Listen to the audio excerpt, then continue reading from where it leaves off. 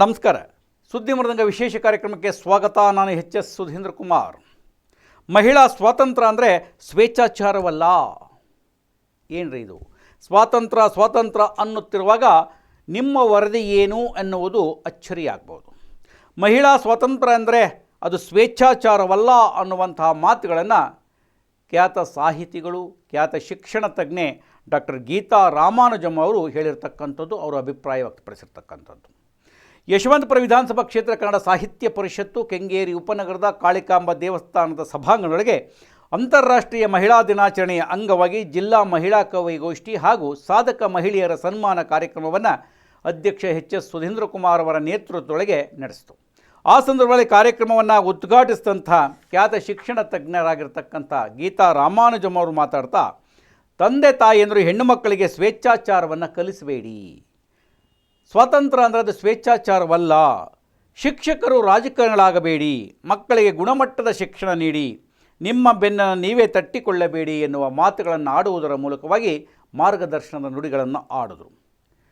ಮಹಿಳೆಯರ ವಿಚಾರಕ್ಕೆ ಸಂಬಂಧಪಟ್ಟ ಹಾಗೆಯೂ ಕೂಡ, ದೇಶದ ವಿಚಾರಕ್ಕೆ ಸಂಬಂಧಪಟ್ಟ ಹಾಗೆ, ಶಿಕ್ಷಣ ಕ್ಷೇತ್ರಕ್ಕೆ ಸಂಬಂಧಪಟ್ಟಂಗೆ ಹಲವು ವಿಷಯಗಳ ಹತ್ರ ಅವರು ಗಮನವನ್ನು ಸೆಳೆದರು. ಸಂಸ್ಕೃತಿಗೆ ಹೆಚ್ಚು ಆದ್ಯತೆ ನೀಡಿದಾಗ ಮಾತ್ರ ಕವಿಗೋಷ್ಠಿ ಸಾಹಿತ್ಯ ಮತ್ತು ಸಂಸ್ಕೃತಿಯನ್ನು ಉತ್ತೇಜಿಸುತ್ತದೆ ಎನ್ನುವಂಥ ಅಭಿಪ್ರಾಯವನ್ನು ಗೀತಾ ರಾಮಾನುಜಮ್ ವ್ಯಕ್ತಪಡಿಸಿದರು. ಗೀತಾ ರಾಮಾನುಜಮ್ ಅವರು ಮಾತನಾಡ್ತಾ, ಮಹಿಳೆ ಹೇಗಿರಬೇಕು, ಮಹಿಳೆಯ ಕಾರ್ಯವೈಖರಿಗಳೇನು, ಸಮಾಜದ ದೃಷ್ಟಿಕೋನಗಳೇನು ಎನ್ನುವಂತೆ ಸಾಕಷ್ಟು ವಿವರಗಳನ್ನು ಕೊಟ್ಟರು. ಸಾಧಕ ಮಹಿಳೆಯರನ್ನು ಅವರು ಅಭಿನಂದಿಸಿದರು. ಫಸ್ಟ್ ಮಹಿಳೆ ಇವತ್ತು ಮಹಿಳಾ ದಿನಾಚರಣೆ ಆಚರಣೆ ಮಾಡ್ತಾ ಇದ್ದಾರೆ. ಫಸ್ಟ್ ಮಹಿಳೆ ಅನ್ನಿಸ್ಕೊಂಡು ಇಲ್ಲಿ ನಾವು ವಿಧಾನಸಭಾ ಕ್ಷೇತ್ರ ಯಶವಂತಪುರದ ಕನ್ನಡ ಸಾಹಿತ್ಯ ಪರಿಷತ್ನಲ್ಲಿ ಸಾಹಿತ್ಯ ಸಮ್ಮೇಳನದ ಅಧ್ಯಕ್ಷೆಯಾಗಿ ನನ್ನನ್ನು ಮಾಡಿದಂತ ಒಂದು ಪ್ರಗತಿಪರ ಕ್ಷೇತ್ರ ಅಂತ ನಾನು ಹೇಳ್ತೀನಿ. ಯಶವಂತಪುರ ವಿಧಾನಸಭಾ ಕ್ಷೇತ್ರ ಬಹುಶಃ ಅದುವರೆಗೂ ಎಲ್ಲೂ ಮಾಡಿಲ್ಲ ಅಂತ ಕಾಣುತ್ತೆ. ಆಮೇಲೆ ಯಾರೋ ಒಬ್ಬರನ್ನ ರಾಜ್ಯಾಧ್ಯಕ್ಷರೇ ಎಲ್ಲೋ ಮಾಡಿದ್ರು ಅಂತ ಕಾಣುತ್ತೆ. ಬಟ್ ಇವರೇ ಫಸ್ಟ್ ಮಾಡಿದ್ದು. ಈ ಒಂದು ಇದರಲ್ಲಿ ಬಹುಶಃ ನಾನು ನಮ್ಮ ಎಸ್.ಟಿ. ಸೋಮಶೇಖರ್ ಅವರಿಗೆ, ನಮ್ಮ ಸುಧೀಂದ್ರ ಅವರಿಗೆ ಹಾಗೂ ಅಂದಿನ ಸಾಹಿತ್ಯ ಪರಿಷತ್ನಲ್ಲಿದ್ದಂತ ಎಲ್ಲಾ ಪದಾಧಿಕಾರಿಗಳನ್ನು ಇವತ್ತು ಸ್ಮರಿಸುತ್ತಾ, ಹೊಮ್ಮುವ ಹೂವೇ ಕವಿತೆ. ಇದು ಹೆಣ್ಣು ಮಕ್ಕಳಿಗೆ. ಹೆಣ್ಣು ಮಕ್ಕಳು ಅಂದಾಗ ಎಲ್ಲೇ ಇರಲಿ, ಹೆಣ್ಣು ಮಕ್ಕಳು ಅಂತ ಅಂದಾಗ ಅಬಲತನ ಬಂದ ಮೇಲೇನೆ ನಾವು ಇದನ್ನ ಮಾತಾಡ್ತಾ ಇರೋದು. ವೇದೋಪನಿಷತ್ತುಗಳ ಕಾಲದ ನಾನು ಮಾತಾಡ್ತಾ ಇಲ್ಲ.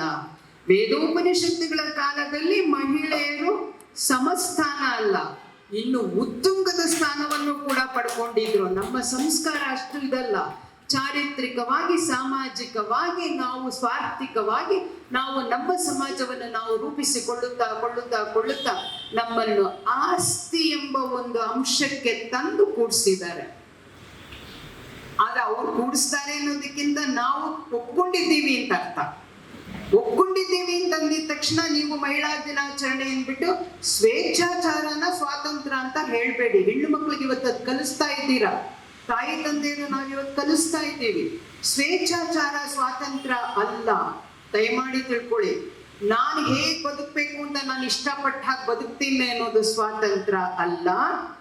ನಾನು ಹೇಗೆ ಬದುಕಬೇಕೋ ಹಾಗೆ ಬದುಕುವಲ್ಲಿ ಬರುವ ತೊಡಕುಗಳನ್ನು ಮತ್ತೆ ಸಂಘರ್ಷಗಳನ್ನು, ಹೋರಾಟಗಳನ್ನು ಗೆದ್ದು ಅದೇ ನಿಟ್ಟಿನಲ್ಲಿ ಬದುಕುತ್ತೇನೆ ಎಂಬುದೇ ಸ್ವಾತಂತ್ರ್ಯ.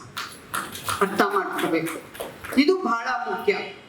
ಅವಳು ಯಾವಾಗ ಅಕ್ಕ ಮಹಾದೇವಿಗೆ ಎಲ್ಲರೂ ಕೂಡ ಸಮಾಜ ಧಿಕ್ಕರಿಸಿದಾಗ ಅವಳು ಯಾವುದಕ್ಕೂ ಭಯ ಪಡ್ಲಿಲ್ವಲ್ಲ. ಅವನೇ ನನ್ನ ಗಂಡ ಅಂದ್ಲು ನೇರವಾಗಿ. ಆ ಮಲ್ಲಿಕಾರ್ಜುನನೇ ನನ್ನ ಗಂಡ ಅಂದ್ಲು. ಇವತ್ತು ಈ ತರ ನಾವು ನಿಷ್ಠೂರವಾಗಿ ಬರೆಯುವಂಥದ್ದು ಇಲ್ಲ. ಅಂತರಂಗದ ಭಾವನೆಗಳಲ್ಲಿ ನೀವೇನಾದ್ರೂ ನಿಮ್ಮ ಒಂದು ಟೀನೇಜ್ ಅಲ್ಲಿ ಒಂದು ಲವ್ ಅಫೇರ್ನ ನಾಳೆ ಪಾರಿಜಾತ ಬರೀತಾರೆ ಅಂತ ಇಟ್ಕೊಳ್ಳೋಣ.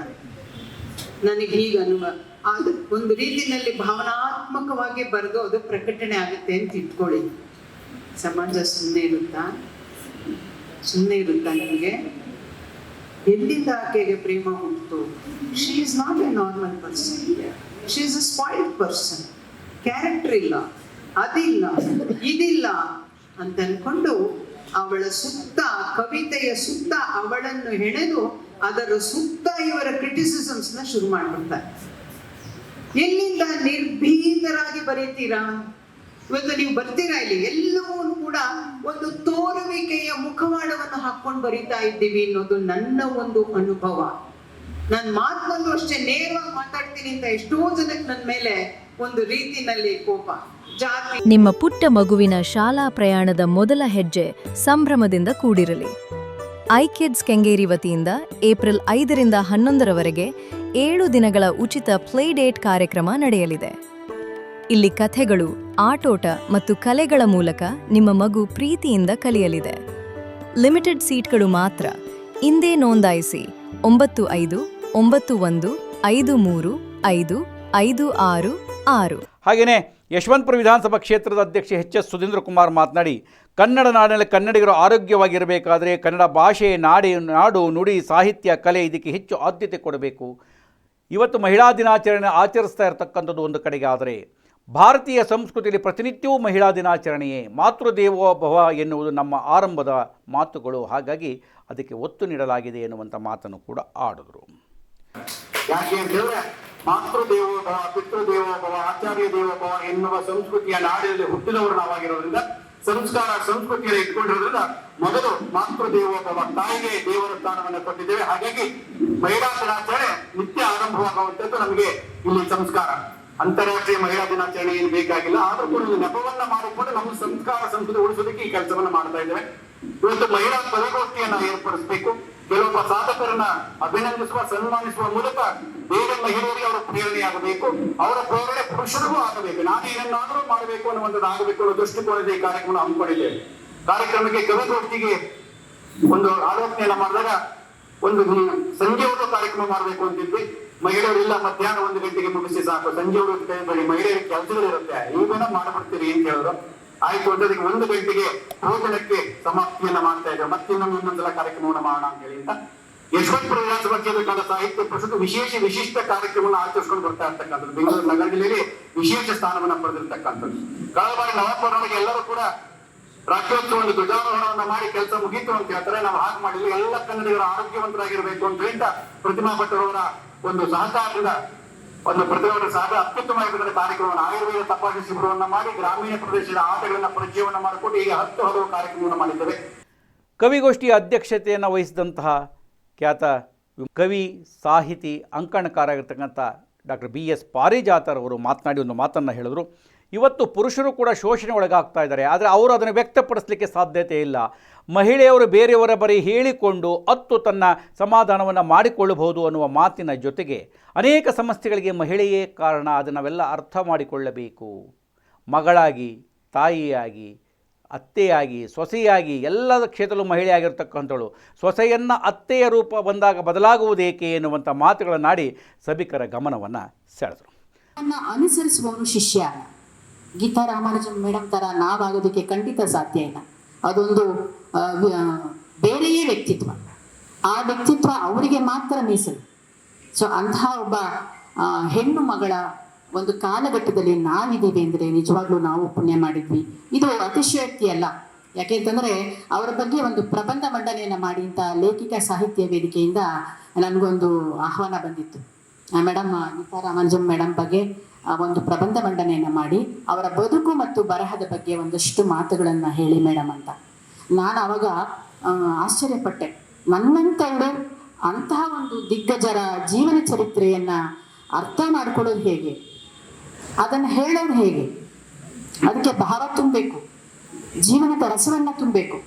ಸೊ ಎಲ್ಲವನ್ನ ಜೀವನವನ್ನು ಸಾರ್ಥಕ ಜೀವನವನ್ನು ಸಾಧಿಸಿರುವಂಥ ಒಬ್ಬ ಬೇರೆ ವ್ಯಕ್ತಿತ್ವದ ಬಗ್ಗೆ ನಾನು ಮಾತಾಡೋದು ಹೇಗೆ ಅಂತ ಅದು ನನ್ನ ಸುಕೃತ. ಹಾಗಾಗಿ ಆ ಒಂದು ಪ್ರಬಂಧ ಮಂಡನೆಯನ್ನು ನಾನು ಅವತ್ತು ಮಾಡಿದೆ. ಗಾರ್ಗಿ ಮತ್ತು ಮೈತ್ರೇಯಿ ನಮ್ಮ ಪೂರ್ವಜರು. ಅಲ್ಲಿಂದ ನಾವು ತಗೊಂಡ್ರೆ ಸೀತಾ, ಊರ್ಮಿಳಾ. ಸೀತೆಯ ಬಗ್ಗೆ ಎಲ್ರಿಗೂ ಗೊತ್ತು ನಿಮಗೆ. ಸೀತೆ ಎಷ್ಟು ಕಷ್ಟವನ್ನು ಪಟ್ಲು, ವನವಾಸವನ್ನು ಅನುಭವಿಸಿ ಅಂತ. ಆದರೆ ಊರ್ಮಿಳೆ ಬಗ್ಗೆ ನಾವು ಎಲ್ಲೂ ಮಾತಾಡೋಲ್ಲ. ಊರ್ಮಿಳೆ ಬಗ್ಗೆ ಕಡಿಮೆ ಮಾತಾಡ್ತೀವಿ. ಆದರೆ ಸೀತೆಯಷ್ಟೇ ಶ್ರಮವನ್ನು, ಜೀವನದ ಕಷ್ಟವನ್ನು ಪಟ್ಟವರು ಊರ್ಮಿಳೆ ಕೂಡ. ಕಾರ್ಯಕ್ರಮಗಳಿಗೆ ಬೆಂಗಳೂರು ನಗರ ಜಿಲ್ಲಾ ಕನ್ನಡ ಸಾಹಿತ್ಯ ಪರಿಷತ್ತಿನ ಅಧ್ಯಕ್ಷರಾದಂಥ ಪ್ರಕಾಶ್ ಮೂರ್ತಿಯವರು ಭಾಗವಹಿಸಿದರು. ಅವರು ಕೂಡ ಮಾತನಾಡಿದರು. ಕರ್ಕೊಂಡು ಹೋದಂತ ಅತ್ತೆ ಮತ್ತೆ ಗಂಡ ಸೊಸೆಯ ಗರ್ಭದ ಒಳಗಡೆ ಇದ್ದಂತ ಆ ಪುಟ್ಟ ಮಗುವಿಗೆ, ಇನ್ನೂ ಜಗತ್ತನ್ನೇ ಕಾಣದೇ ಇದ್ದಂತ ಆ ಮಗುವಿಗೆ ಎಲ್ಲೋ ಒಂದ್ ಕಡೆ ಈ ದುಷ್ಟ ಸಮಾಜದ ಅರಿವು ಆಗಿ ಆನಂತರ ಆ ಮಗುವೆ ನೀಡಿದ ಸಂದೇಶದ ಮೇಲೆ ಆ ಇಡೀ ಕುಟುಂಬ ಮನ ಪರಿವರ್ತನೆ ಮಾಡಿಕೊಂಡು ಮನೆಗೆ ವಾಪಸ್ ಬರುತ್ತೆ. ಹೌದಾ? ಇಷ್ಟೊತ್ತನೇ ಆಗಿದ್ದು ಅಲ್ಲಿ ಈ ಸಂದೇಶವನ್ನ ಕೊಟ್ಟಿರ್ತಕ್ಕಂಥ ಈ ಶುಭ ಸಂದರ್ಭದಲ್ಲಿ ನಾನು ಡಾಕ್ಟರ್ HK ಸುಪ್ರಭಾ ಅವರಿಗೆ ಧನ್ಯವಾದಗಳನ್ನು ಅರ್ಪಿಸ್ತೇನೆ. ಮೊದಲನೇದಾಗಿ. ಎರಡನೇದಾಗಿ, ಕೇವಲ ಮಹಿಳೆಯರ ಬಗ್ಗೆನೇ ಮಾತನಾಡಬೇಕು ಅಂತ ಯಾವ ಪ್ಯಾರಾಮೀಟರ್ಸ್ ಇಲ್ಲ ಅಂತ ಅನ್ಕೊಂಡಿದ್ದೀನಿ. ಮಹಿಳೆಯರ ಬಗ್ಗೆನೇ ಮಾತನಾಡಿ ಮಹಿಳಾ ದಿನಾಚರಣೆ ಮಾಡಬೇಕು ಅಂತೇನಿಲ್ಲ. ಮಹಿಳೆಯರ ಬಗ್ಗೆ ಗೌರವ ಇಟ್ಕೊಂಡಿರ್ತಕ್ಕಂಥ ಪುರುಷರ ಬಗ್ಗೆನೂ ಮಾತನಾಡಬೇಕು. ಇವತ್ತು ವೇದಿಕೆಯಲ್ಲಿ 28ನೇ ಜನ್ಮದಿನಾಚರಣೆಯನ್ನು ಆಚರಿಸಿಕೊಂಡಂತ ಶಿವಸ್ವಾಮಿಯವರು 28 ಅದು ನಾನು ಉಲ್ಟಾ ಮಾಡಿದ್ದೀನಿ ಅಷ್ಟೇ. 82ರ ಶಿವಸ್ವಾಮಿಯವರು ಬಹಳ ಪ್ರೀತಿಯಿಂದ ಸುಧೀಂದ್ರ ಕುಮಾರ್ ಅವರು ಹೇಳ್ತಾರೆ, ಅಧ್ಯಕ್ಷರು ಬರೆಯುವುದಕ್ಕೆ ಮುಂಚಿತವಾಗಿಯೇ 8 ಗಂಟೆಗೆ ಬಂದು ವೇದಿಕೆಯನ್ನು ಸಿದ್ಧಪಡಿಸಿ ಮಹಿಳಾ ದಿನಾಚರಣೆಯನ್ನು ಆಚರಿಸಬೇಕು, ಪುರುಷರ ದಿನಾಚರಣೆ. ಕಾರ್ಯಕ್ರಮದೊಳಗೆ ಅನೇಕ 13ಕ್ಕೂ ಹೆಚ್ಚು ಕವಿಗಳು ತಮ್ಮ ಕವನವನ್ನು ವಾಚನವನ್ನು ಮಾಡಿದರು. ಮಹಿಳಾ ಕವಿಗಳು ಗೋಡೆ ಮೇಲೆ ಬರೆದಿದ್ದಾರೆ, ಧೂಮಪಾನ ಹಾಗೂ ಮದ್ಯ ಮಾರಾಟವನ್ನು 100 ಮೀಟರ್ ಅಂತರದಲ್ಲಿ ನಿಷೇಧಿಸಿದೆ. ಅಂದ್ರೆ ಅಲ್ಲಿ ಅರ್ಥ ಇದೆಯಲ್ಲ, ಯಾರಿಗೆ ಕಾನೂನು ಇದೆ? ಬೇರೆಯವರಿಗೆ ಕಾನೂನು ಪಾಠ, ನೀತಿ ಪಾಠ ಹೇಳುವವರಿಗೆ ಕಾನೂನಿಲ್ಲ. ನಿಜವಾಗ್ಲೂ ಇದೊಂದು ನನ್ನದೊಂದು ಪ್ರಶ್ನೆ. ಎಲ್ಲ ಕಡೆ ಹಾಗೆ ಫಸ್ಟ್ ಈಗ ಮನೆಯಲ್ಲೂ ಅಷ್ಟೇ, ಗಂಡ್ಮಕ್ಳು ಹುಟ್ಟಿದಷ್ಟು ಹೆಣ್ಮಕ್ಳು ಹುಟ್ಟಿದಾಗ ಸಂಭ್ರಮಿಸೋದಿಲ್ಲ. ಅಯ್ಯೋ ಹೆಣ್ಮಗುನ ಈ ತರ ಬರುತ್ತೆ, ಹೆಣ್ಮಗುನ ಅದು ಮೊದಲನೆಯದು ಗಂಡ್ಮಗುವಾಗಿ ಎರಡನೇದು ಹುಟ್ಟಿದ್ರೆ ಬಹಳ ಸರಿ.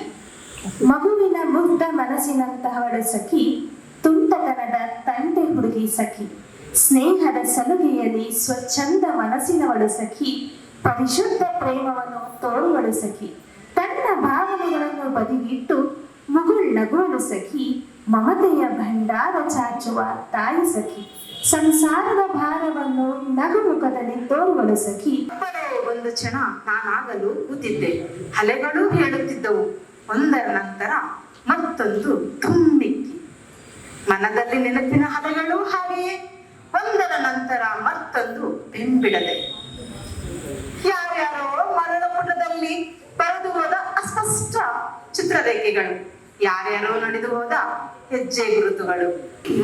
ಮತ್ತೆ ಕಾಣುವೆನೆಂಬ ತವಕದಲ್ಲಿ ನಾನೆದ್ದು ಹೊರನೆಳೆದು ನೋಡಿದೆ, ನಾನೆದ್ದು ನಡೆದು ನೋಡಿದೆ. ಎಂದಿನಂತಿಲ್ಲದ ಸೂರ್ಯ ಅದೇನೋ ಪ್ರಜ್ವಲಿಸುತ್ತಿದ್ದನೆ ಎನಿಸಿತು. ಹಕ್ಕಿ ಕೂಗಿನಲ್ಲೆಲ್ಲ ಗಾಯನವೇ ಕೇಳಿಸಿತು. ಬಿಟ್ಟವು ಸಕ ನೀ ಬರದೆ ಊರು ಬಿಗೋ ಎನ್ನುತ್ತಿದೆ. ತಾರೆಗಳು ಹೊಳೆಯದೆ ಸುಮ್ಮನಿವೆ, ತಾರೆಗಳು ಹೊಳೆಯದೆ ಸುಮ್ಮನಿವೆ. ಪ್ರಿಯಕರ ನೀ ಬಾರದೆ ಜ್ಯೋತಿ ತಮಂದವಾಗಿದೆ. ಪ್ರಿಯಕರ ನೀ ಬಾರದೆ ಜ್ಯೋತಿ ತಮಂದವಾಗಿದೆ. ಸಮುದ್ರದ ಅಲೆಗಳು ಸ್ತಬ್ಧವಾಗಿವೆ. ಇನಿಯ ನೀ ಕಾಣದೆ ಮೋಡಗಳು ಮಲಗಿವೆ. ಇನಿಯ ಇದು ನಿಂದು ಎಷ್ಟೊತ್ತಾಯ್ತು ನೀನು ಮೇಲೆ ಹೋಗಿ ಡ್ರೆಸ್ ಮಾಡ್ಕೊಂಡು ಬರ್ತೀನಿ ಅಂತ ಹೇಳಂದ್ಬಿಟ್ಟು ನೀನು ಸುಣ್ಣ ಬಣ್ಣ ಹಚ್ಕೊಂಡು ಸಿಂಗಾರ ಪಂಗಾರ ಮಾಡ್ಕೊಂಡು ಬರೋಷ್ಟೊತ್ತಿಗೆ ಅಲ್ಲಿ ಹಾಸ್ಪಿಟ್ಲಲ್ಲಿ ಡಾಕ್ಟರ್ ನಮ್ಗೆ ಕೊಟ್ಟಿರುವಂತಹ ಅಪಾಯಿಂಟ್ಮೆಂಟ್ ಟೈಮು ಮುಗ್ದೇ ಹೋಗ್ಬಿಡುತ್ತೆ. ಬಾರೆ ಬೇಗ. ಮಗ ಹೇಳ್ತಾನೆ, ಅಮ್ಮ ಯಾಕಮ್ಮ ಹೀಗೆ ರೇಗಾಡ್ತೀಯ? ಅವಳಿಗೂ ಮನಸ್ಸಿನಲ್ಲಿ ಬೇಜಾರಿಲ್ಲದಿಲ್ವೇನಮ್ಮ? ಏ ಸೋಮ ಕುತ್ಕೊಳ್ಳೋ ಸುಮ್ಮನೆ. ನೀನ್ ಹಿಂಗೆ ಅವಳಿಗೆ ಸರಿಗೆ ಕೊಟ್ಟಿರೋದ್ರಿಂದ ಅವಳು ಹೀಗೆ ಆಡ್ತಿರೋದು. ಇನ್ನು ನೀನು ಹೀಗೆಲ್ಲ ಮಾತಾಡಿದ್ರೆ ಅವಳು ನಿನ್ ತಲೆ ಮೇಲೆ ಬಂದು ಕುತ್ಕೊಂಡ್ಬಿಡ್ತಾಳೆ. ಅಷ್ಟರಲ್ಲಿ ಸೊಸೆ ಬರ್ತಾಳೆ. ತನದ ಹುಚ್ಚು ಹಿಡಿದಿದೆ, ದುರಾಸೆಯ ಅಹಂ ಏರಿದೆ. ನನ್ನದೇ ನಾನೆಂಬ ಹುಚ್ಚು ಹಿಡಿದಿದೆ, ಅಹಂ ಅಮಲೇರಿ ಹುಚ್ಚು ಹಿಡಿದಿದೆ. ಜನ ಜನ ಕಾಂಚನದ ಹುಚ್ಚು ಹಿಡಿದಿದೆ, ಅಹಂಕಾರ ಗುಣಾಂಕಾರದ ಹುಚ್ಚು ಹಿಡಿದಿದೆ. ನಾನೆಲ್ಲಿದ್ದೇ ಆಗಬೇಕೆಂಬ ಹುಚ್ಚು ಹಿಡಿದಿದೆ, ಕಾಲು ಕಸದಂತೆ ಕಾಣುವ ಹುಚ್ಚು ಹಿಡಿದಿದೆ. ಪ್ರಾಮಾಣಿಕತೆಗೆ ನ್ಯಾಯ ಎಲ್ಲಿದೆ? ಅಧಿಕಾರ ನಿರೀಕ್ಷೆಯ ತಾಯಿಗೆ ಪೆಚ್ಚನೆಯ ಬೆರಗು, ಅಮ್ಮನೆದೆಗಪ್ಪಿ ಅಮೃತವ ಸವಿಯುವ ಕಂದನಿಗೊಂದು ಸುಕೃತವೆನಿಸುವ. ತಾನು ಸಬಲೆ ಎಂದು ಸಾಬೀತು ಮಾಡುವಳು, ಮನೆಯೊಳಗೂ ಹೊರಗೂ ದುಡಿದು ಗಂಡಿಗಿಂತಲೂ ಹೆಚ್ಚಾಗಿ ಜವಾಬ್ದಾರಿಯ ಹೊತ್ತು ಬಾಳ ಬಂಡಿಯ ನಡೆಸುವಳು. ಸಮಾನತೆ ಇಲ್ಲದಿದ್ದರೂ ಸಮ್ಮಾನತೆಗಾಗಿ ಪರಿತಪಿಸುವಳು. ಮಮತೆಯ ಮಡಿಲು ಅಕ್ಕರೆಯ ಕಡಲು, ಮರೆತು ಎಲ್ಲ ಅವಮಾನಗಳ ಮನ್ನಿಸಿ ಎಲ್ಲರ ತಪ್ಪುಗಳನ್ನು ಕ್ಷಮಿಸಿ ಇಳೆಯಂತ ಸಹನಾಶೀಲೆ ಮಹಿಳೆ ಇವಳು, ಅಬಲೆಯೆಲ್ಲ ಸಬಲೆ. ಹೀಗೆ ಹೆಣ್ಣು ಎಲ್ಲಾ ತರದಲ್ಲೂ ಅವಮಾನಗಳನ್ನ ಸಹಿಸಿಕೊಂಡು ನೋವು ತಿನ್ಕೊಂಡು ನಗನಗ್ತಾ ಇರುವಂತ ಹೆಣ್ಣಿನ ತಾನು ಸಬಲೆ ಎಂದು ಸಾಬೀತು ಮಾಡುವಳು, ಮನೆಯೊಳಗೂ ಹೊರಗೂ ದುಡಿದು ಗಂಡಿಗಿಂತಲೂ ಹೆಚ್ಚಾಗಿ ಜವಾಬ್ದಾರಿಯ ಹೊತ್ತು ಬಾಳ ಬಂಡಿಯ ನಡೆಸುವಳು. ಸಮಾನತೆ ಇಲ್ಲದಿದ್ದರೂ ಸಮ್ಮಾನತೆಗಾಗಿ ಪರಿತಪಿಸುವಳು. ಮಮತೆಯ ಮಡಿಲು ಅಕ್ಕರೆಯ ಕಡಲು, ಮರೆತು ಎಲ್ಲ ಅವಮಾನಗಳ ಮನ್ನಿಸಿ ಎಲ್ಲರ ತಪ್ಪುಗಳನ್ನು ಕ್ಷಮಿಸಿ ಮನಸ್ಸಿನ ಹುಡುಗಿ ಬೇಕಾಗಿದೆ. ಕೈ ತೊಳೆದು ಮುಟ್ಟುವ ಬಣ್ಣವಿರದಿದ್ದರೂ ಬಣ್ಣದ ಮೀಸಲಿಗೆ ಆಗಿರದಿದ್ದರೆ ಸಾಕು. ಬೇಕಿಲ್ಲವೆನಗೆ ತಿದ್ದಿ ತೀಡಿದ ಉಪ್ಪು, ಆದರೆ ನಡುವೆ ಇರಲೊಂದು ಕುಂಕುಮದ ಸೊಬಗು. ಬೇಡ ಮೀನಿನಂತಹ ಅಕ್ಷಿಗಳ ಚೆಲುವು, ಇರಲಿ ಒಳಗಣ್ಣಲ್ಲಿ ವಾಸ್ತವದ ಅರಿವು. ಸಂಪಿಗೆಯ ನಾಸಿಕ ಮೀಸಲಿರಲಿ ಕವಿ ವರ್ಣನೆಗೆ, ವಿಷಯ ವಾಸ. ನಿಮ್ಮ ಪುಟ್ಟ ಮಗುವಿನ ಶಾಲಾ ಪ್ರಯಾಣದ ಮೊದಲ ಹೆಜ್ಜೆ ಸಂಭ್ರಮದಿಂದ ಕೂಡಿರಲಿ. ಐಕಿಡ್ಸ್ ಕೆಂಗೇರಿ ವತಿಯಿಂದ ಏಪ್ರಿಲ್ 5ರಿಂದ 11ರವರೆಗೆ 7 ದಿನಗಳ ಉಚಿತ ಪ್ಲೇ ಡೇಟ್ ಕಾರ್ಯಕ್ರಮ ನಡೆಯಲಿದೆ. ಇಲ್ಲಿ ಕಥೆಗಳು, ಆಟೋಟ ಮತ್ತು ಕಲೆಗಳ ಮೂಲಕ ನಿಮ್ಮ ಮಗು ಪ್ರೀತಿಯಿಂದ ಕಲಿಯಲಿದೆ. ಲಿಮಿಟೆಡ್ ಸೀಟ್ಗಳು ಮಾತ್ರ. ಇಂದೇ ನೋಂದಾಯಿಸಿ 9591535566. ಹಾಗೆಯೇ ಆ ಕಾರ್ಯಕ್ರಮದೊಳಗೆ ಡಾಕ್ಟರ್ HK ಸುಪ್ರಭಾ ಅವರು ಮಹಿಳಾ ವಿಚಾರ ಕುರಿತಂತೆ ಕವಿಗೋಷ್ಠಿಯಲ್ಲಿ ಮಾತನಾಡೋದ್ರ ಜೊತೆಯೊಳಗೆ ಒಂದು ಏಕಪಾತ್ರ ಅಭಿನಯವನ್ನು ಮಾಡಿ ಹೆಣ್ಣು ಮಗುವಿನ ಭ್ರೂಣ ಹತ್ಯೆಯ ಕುರಿತಂತೆ ಏಕಪಾತ್ರ ಅಭಿನಯವನ್ನು ಮಾಡಿದರು. ಅದೆಲ್ಲರ ಗಮನವನ್ನು ಸೆಳೆಯಿತು.